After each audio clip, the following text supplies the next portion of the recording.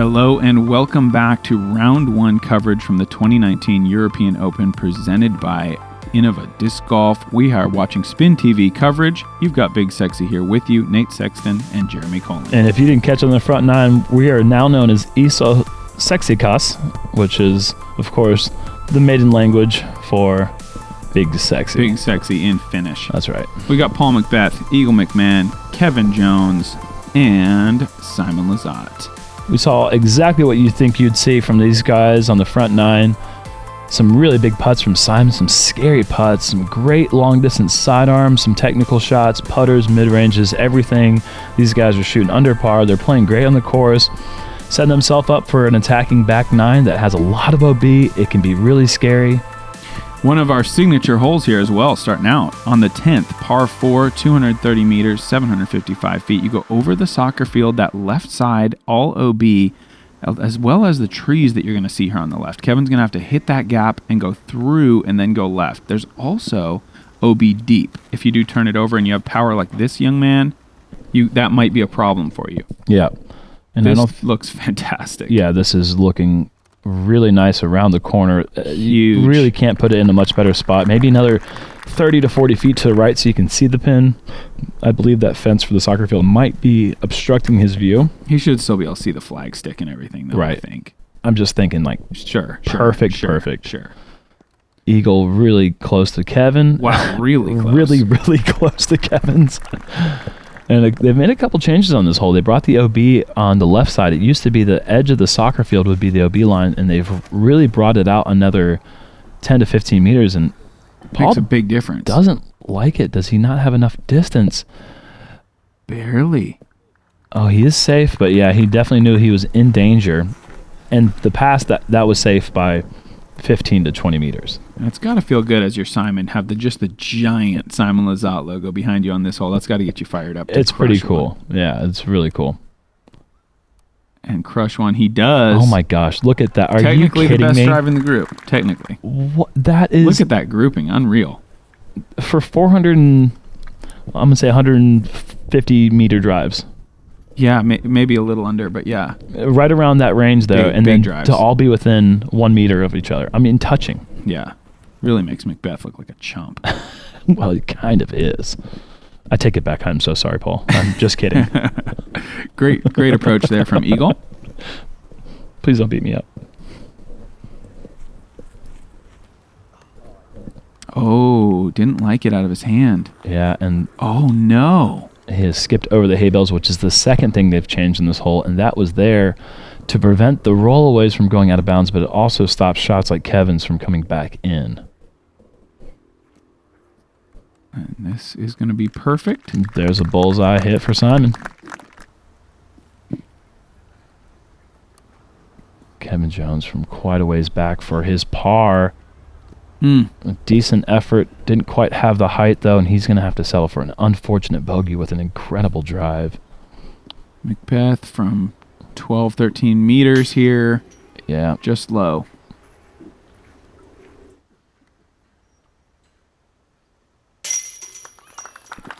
Eagle in for birdie. And Simon does the same. Well, he was just outside. Bullseye, but same thing.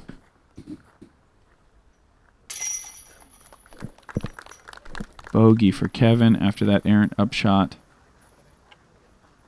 And it's going to be a par for Paul.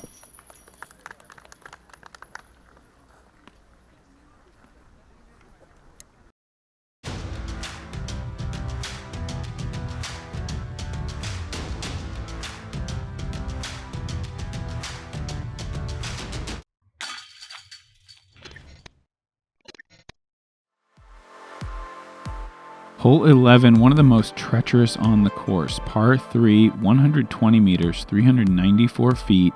OB left and right, and a little pond and OB tree area straight ahead of where the drone is flying here. So much out of bounds at a long distance for this hole. Spike hyzer, if you have the power for it, is kind of the play. Like, not quite a spike, but sort of a high hyzer going basically over the pond. Yeah, we might even see Eagle go around everything. Mm-hmm.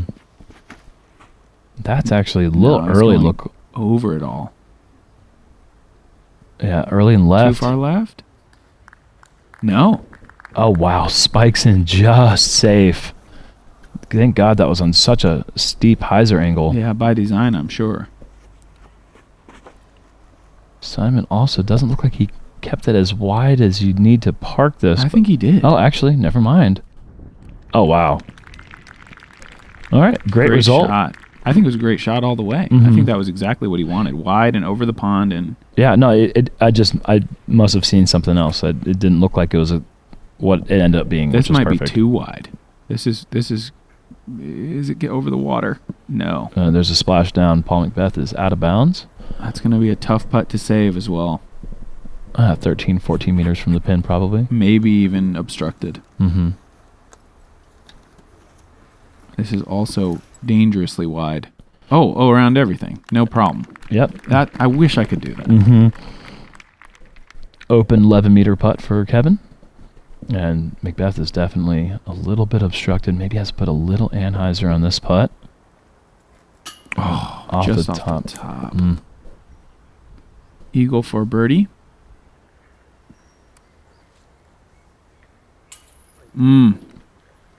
Perfect height. Just drifts a bit to the right. Kevin just outside circle 1.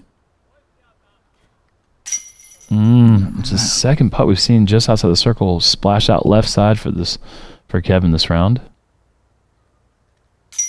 Simon picking up the lone birdie on the card.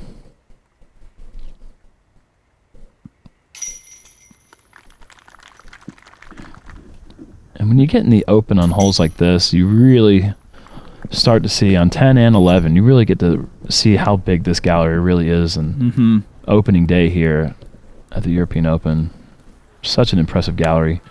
Estimated 1,200 spectators in attendance on the first round. Hole 12, par 4, 168 meters, 551 feet, slightly uphill to start. Mower coming through. Nice. There's the staff we thanked earlier. Hard at work on these prep days. You're going to throw either a low forehand, a roller, or a very high turning backhand. You do see players go over the top. I think the Crush Boys might show us that line. I'm not sure. But you want to get upright if you can to set up a straight shot down to this basket. It's not the hardest hole out here, but it does take a very well-placed drive to really have much of a chance. He hates it. Maybe too far right. Oh, wow. Inbounds, I think. Eagle going for the low forehand play. Not as low as I thought he might go, but very nice shot. And that avoids all the danger of being off to the left side of the fairway. Nice shot from Eagle McMahon. Kevin going for a similar line, but that lower line that I prefer, I think, just to avoid the low ceiling, but doesn't quite get the same distance and kind of a terrible roll, but a little bit. He still should have plenty of space to navigate his second shot. I was kind of surprised to see McBeth go for that shot. I thought that he might go for the roller. I would say I'm surprised when if you watched our front nine, which if you didn't, what are you doing? Get over there. Hole 4. Kevin and Paul opting for rollers in that tunnel, but then not here, kind of confuses me because this is a much easier roller in terms of how many trees you might hit. Yeah, sure. Much more open airspace. Kevin coming up pretty short there. Gonna have a long putt for birdie. Paul has the extremely low ceiling. What an athletic that was bizarre. Yeah, had to kind of duck his way through the shot. Incredible. And Simon. Oh, no. Wow. If he's behind that net, there's actually a net over there that protects the next tee pad. I don't know if he went behind it, but if he did, that could be a problem. Eagle coming up a bit short. Look at him. Yeah. He's not. Oh, he went around it somehow. Wow. Okay, well, that's fortunate that he had the chance to do that. This would be a big putt for Kevin. Come on, buddy. Oh, it's going to be off to the right a little bit.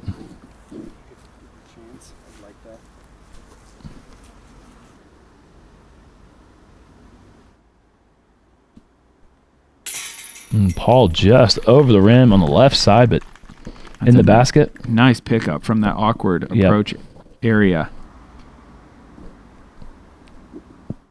Eagle, this is well short of where I'm sure he'd like to be after that great drive, but makes the putt, doesn't matter. Mm-hmm.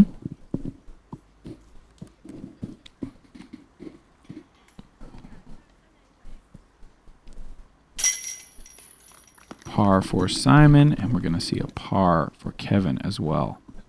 3-under start for Kevin through 12 holes is a little slow. Mm-hmm. He's missed a few jump putts, and when this kid makes his jump putt, though, he is one of the most dangerous players you're ever going to play against. Hole 13, par 4, 182 meters, 597 feet through a tight gap, cresting this hill.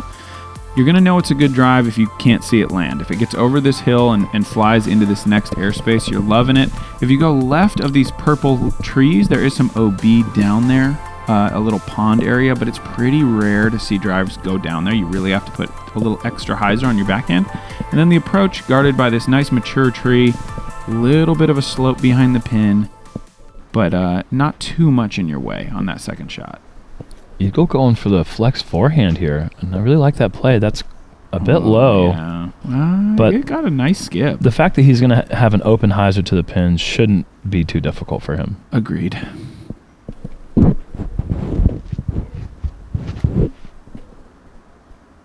That as well is a bit low. Again, leaving at least 30 meters on the table by not clearing that hill. Just a standstill delivery from Simon. I'm surprised to see Simon go forehand here, but I love the play. I love going forehand off this tee, but yeah, it's just so cool, all the different ways people attack. The game has changed so much, and Kevin going really roller and executing. That's going to be huge. Wow. I mean, again, I'm color me surprised, but fantastic. I guess he likes the tight tunnel rollers. Yeah, it doesn't want any part of those open ones. No, that's kind of backwards, but worked out great. Yeah. And no surprise, Eagle. Ooh, yeah, that'll be all right. Just in the back side of the basket, but I don't think he's too far down the hill to be too concerned with where that ended up. I'll put him about 7.5 meters there. Did it just go through it? It looked like it went right through it. Gotta love it. And Simon with a better looking drive off the tee with a harder shot to throw here. He might need a little skip with this one. It's going to be just around circle's edge. You ever seen anybody play double standstill on a 600-foot hole? Not too often. Kevin Jones, inside bullseye. Oh, spin that back. Putter low. Perfect shot.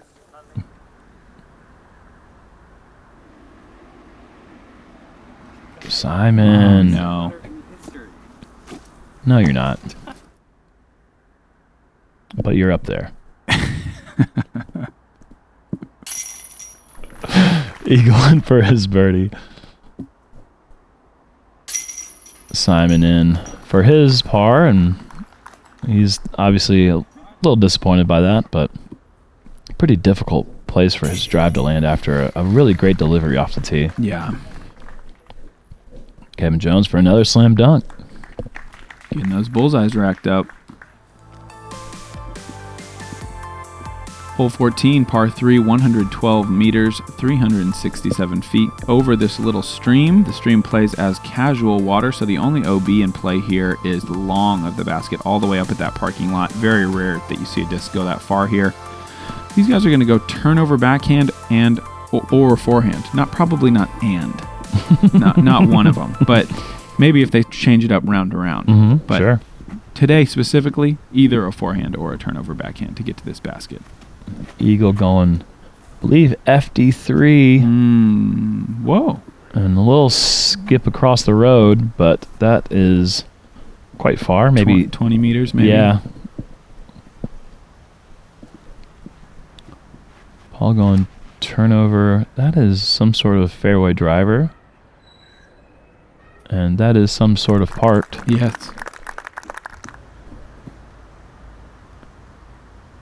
the way this hole sets up, if you have the late turning fairway driver as one of your main shots, like Kevin and Paul are showing that they do, another bullseye for Kevin, then this is the play. The forehand's a great shot as well. It's just the gap is tightened up a little bit because of the angle.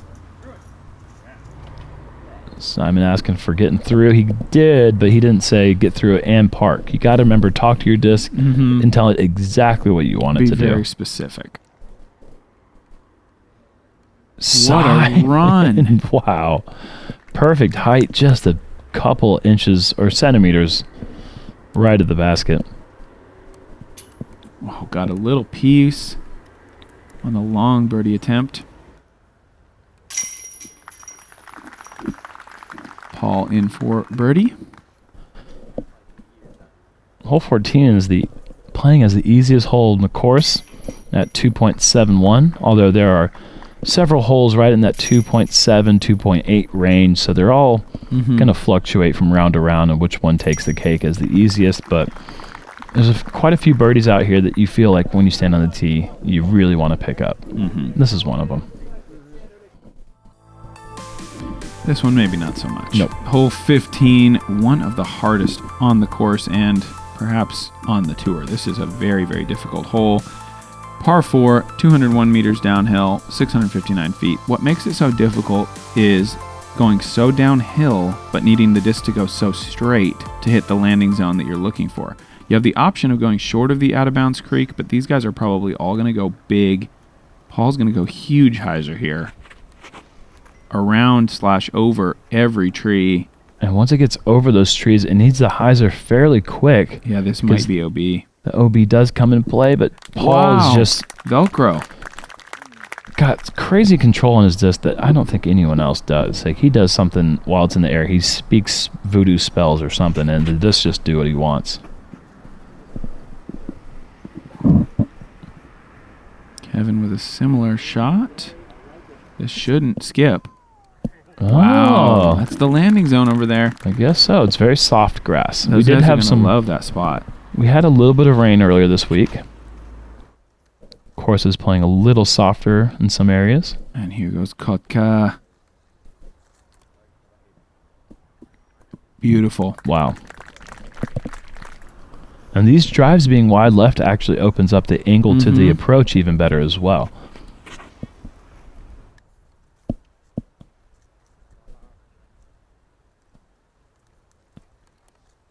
And these... Wow, fantastic grouping. You're never going to see a better grouping than that, I don't think. Those are great shots. And these just... If you do execute the aggressive drive... Oh, this is overcooked. The approach here, that is out of bounds. Kevin, so a huge mistake. I was just saying how the hole is almost done if you throw a drive to this landing zone. You don't have a lot left. You don't have a lot left, even though the basket is elevated. And the green is tight, OB-wise, but still, I mean, players at this level not going to be intimidated by that. And that's the way you want to see this hole approached right there from Paul. He'll have just a little tap in, but even Eagle has a little bit of work left. Not much, but still. On an elevated basket, after a drive like that, you just want to have a tap in. Yeah, absolutely. But Kevin's going to have to work hard for his par, right around 9 meters.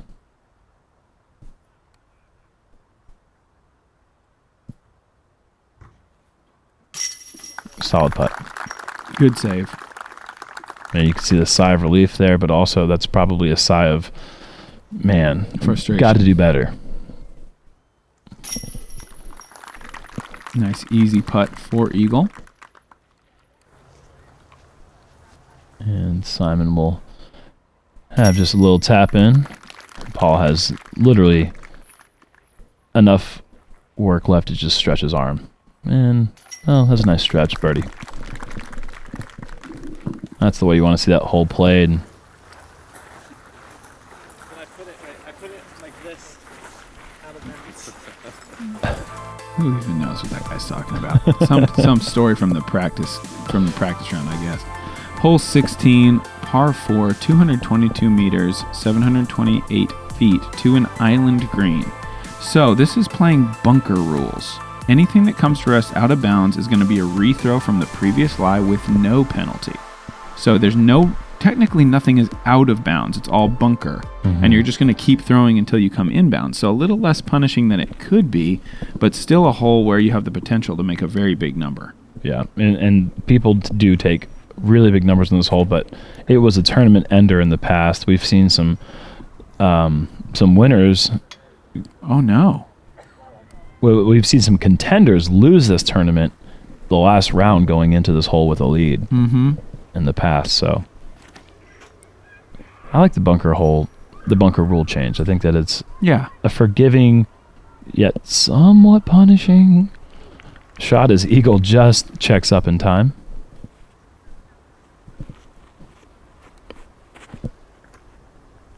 Simon with a very spiky shot. This should be nice. No skip. Great shot.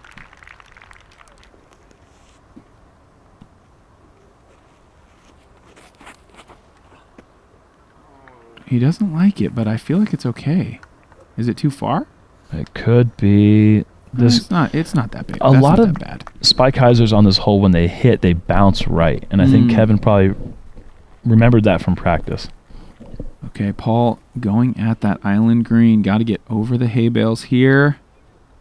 And does. And beautiful. Is he short enough? Yes. Oh, he's parked. Beautiful shot. Nice action on the green there. I don't really mind being farther away on this hole to throw a more full shot to this green. I feel like I've gone out of bounds more on my approach when I'm closer to the pin, just because the speed, just like an Eagle. Yeah. Yep, just a little long, and he's going to have to rethrow right away. I mean, Eagle's not as close as I'm even talking about when I'm saying being close to the pin. Yeah. But he just has so much power that Oh, no. This is going to be out of bounds again. Okay. Wow, McMahon, 10 under. That number will be changing after this hole is completed. Got to put this one in. If he gets up and down, it's just a bogey, though. Yeah, no penalties on these misses. This looks like it will go in. Oh my goodness. Gosh. Almost spikes it in for the par. Can you imagine that kind of par? No. That would have been... I can't imagine it. That is pretty crazy. You can't imagine it. You just imagined it. You just said that you lied to me. I'm scared to imagine it. All right. Kevin with a mid-range, I believe. Perfectly done. Very well. Executed shot from Kevin. And this is kind of that distance where you have to be really touchy, and Simon puts a lot of angle on this to avoid going long and executes it perfectly. Yeah. FD3. Perfect.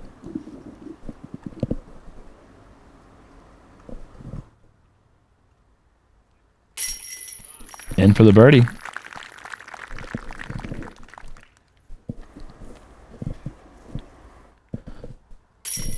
This hole saw 4 8s, 5 7s, a number of 6s, a ton of 5s. I mean, all the punishment you'd expect from an island green like this. Mm-hmm.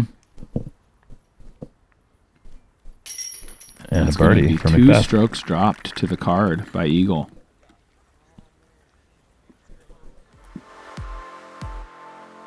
Hole 17, par 3, 140 meters, 459 feet. OB surrounding this fairway, especially important below the hole, as most players are going to try to throw that long backhand that just goes perfectly flat and scoots up to the basket. A very, very rare birdie. I think it's the hardest hole in the course to birdie. I would think it has to be. Only 4% of the field. So I think that's got to be the number one. We might be able to count this guy among them. This is looking fantastic. Sit down. Don't go B. Wow. And even that shot, hitting inside the bullseye flat and soft, And it still wanted to go B. 1 meter from the line. Is this a mid-range? Yeah, of course it is. Yeah. Is this Simon Lizotte? Yeah. Big mid-range shot. Gonna kind of flex back. This is fantastic as well. Wow. To throw a backhand and be anywhere near the circle is just phenomenal. And this is the play if you have it, I think, because you're going to be fighting against the hillside, but Kevin kind of going a little bit of the safe shot, but maybe too safe. As in OB. Oh, he is safe, but that is very close. Closer than Kevin wanted, for sure. An eagle, one of the only players in the world able to access this pin with forehand hyzer. And Looks like he's sawed it off a little bit here, though. And he bailed it out a little bit, and I don't know if look at this roll. He bailed it out to pretty much perfect. Yeah. Crazy. I don't know if they had the same kind of wind that we did maybe an hour before they arrived here on this hole, but we had a pretty stiff headwind, and that makes this hole virtually unbirdieable. I think we're going to see some birdies here. Well, there's one of them. Wow. What a putt. What focus. Can Simon match it? Nice. My goodness. And, well, Paul with the easiest, shortest putt of the group and the least frightening putt, putting uphill. He birdies it. We see 3 birdies in this hole, maybe never before. How many birdies for the field? 4. Or 5. 5 birdies for the field. 3 of them right 3 of them right here in front of our eyes. Incredible. Wow. Incredible. It was 2018 Glassblown Open. Going into hole 16, I was down 1 stroke to Ricky Wysocki and Drew Gibson, and they threw out of bounds. My teammate Simon Lizotte took the big hyzer. If I can get the stroke, then I'm going to be up by 1 with 2 holes to play.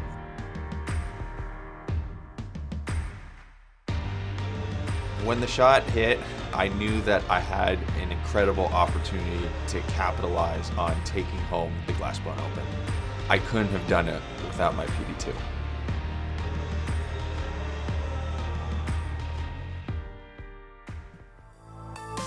If that commercial didn't give you some goosebumps, you don't like disc golf as much as I do. Yeah, that was sweet. Hole 18, par 4, 211 meters, 692 feet, going snaking back and forth all the way up the hill. One of the most iconic holes in the sport. Going up here to the flags, the stage, the elevated pin. These players are going to go with a fairly long backhand off the tee, I would think, trying to find that bottom of the hill and then play a big, big hyzer from there. I would think this is going to be like a fairway type driver for Paul. And you can see these trees moving a bit. The wind out here is steady and slightly unpredictable and certainly makes you a little uneasy on such a important tee shot. And Paul just checking up short of the tree there. That is a very important thing because once you get into these trees, it's layup zone.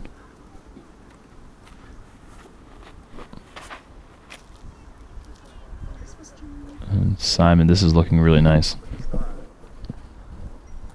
And there are but there's that bad break there. He's not going to have an access to the green, most likely. If I were ever able to make a Dream 18, there are certainly a few holes in this course that would be up for consideration. This one would probably be the first one that I would think about. And it would probably be my 18th hole. The only thing I would change is the light poles. They'd be gone on the left side. Other than that, oh, and Kevin off the tree. So this is a decision time now. I mean, I think he's got. Looks like he will play safe. He's lining up beforehand. This is a smart play. Should be able to perhaps salvage par despite that drive. That's going to be a very reachable spot. He should be able to get a hyzer up there. We'll see what he does. This is a long shot. Don't be fooled. But for Kevin, attainable. Very important shot here. A little bit flat. I don't know that this is... Oh, no, and it never crossed in bounds. I don't know if he's going to be able to advance the disc. He might not. We're going to have to see where his spot is. Simon going fairly aggressive despite being behind the tree. And paying the price. Yeah, exactly. Paying the price. Maybe want to lay that up on round 1. Maybe go for that on round 4. Yep. And this is where you want to be if you want to go for it.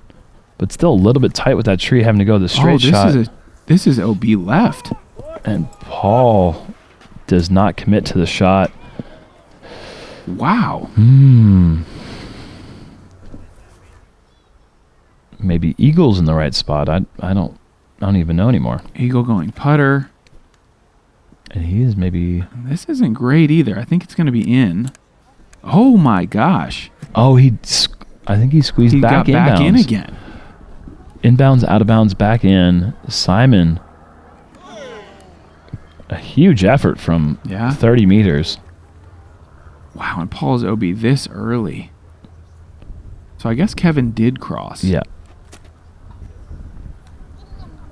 So Kevin will be throwing his 5th shot, I believe. And there's OB behind this basket. Mm-hmm. So let's see how aggressive he looks like he's going for this. This is an aggressive run here. Oh, this is gone. And that has stayed out of bounds for the second time. Kevin is right there on the line, out of bounds. Eagle says, no thank you. I'll pitch up, walk off the course with my 10 under. Simon makes bogey. Kevin putting for... I believe it's 7. Yeah.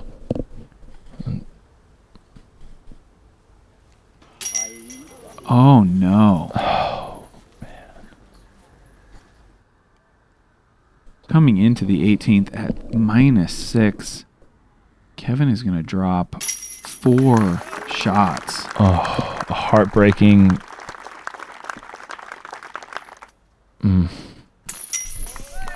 Paul with a bogey.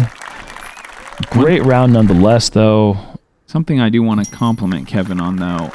Obviously, he's so frustrated, but he hears the cheers from the fans. He tips his cap and he says, thanks for supporting me through this round. Yeah. I think that's the mark of a professional in a way. That oh, truly. He's not going to hang his head. He's going to be very angry, but he's going to acknowledge the fans for being here and supporting the game. He reminds me of a Jordan Spieth type character where he was so young and so mature in the golf. And look at this Jesse Neiman, 12 under. I think he's only about 20 years old. I've not met him yet. A little trouble getting to the island there. What was going on? What was going through your mind at that time? There's definitely a lot of pressure just because I felt like I was a little bit out of position. I was a little bit further back than I normally am in practice, so I kind of had to toy around with the sidearm power that I'm used to throwing. So the first one, I threw my most overstable FD3 and kind of pushed it a little bit long, and then I had my faster, more glidey FD3, and then I tried to take some off, which resulted in another miss. And then I finally found the one. I threw my 3rd FD3 on the island, and I was able to get a bogey 5, which honestly I was pretty happy about, considering I stopped the bleeding. And with that bunker rule on there, it feels a lot worse than it actually is. Take me back to second shot, hole 18. What happened? Just let it go early. I threw that shot OB earlier, I think it was hole 11. I kind of just hung it out too far right, and I didn't want to do that again, so I just overcompensated there and took power and angle off of it, which really just pushed that OB. I should have just thrown it harder and just trusted the disc, and I just tried to place it all nice up there, so that's what happened there. Some great interviews. You see the beauty of Nokia there, the Beast course. What a fantastic opening round. You guys are in luck because we've got 3 more coming. The 4-round major.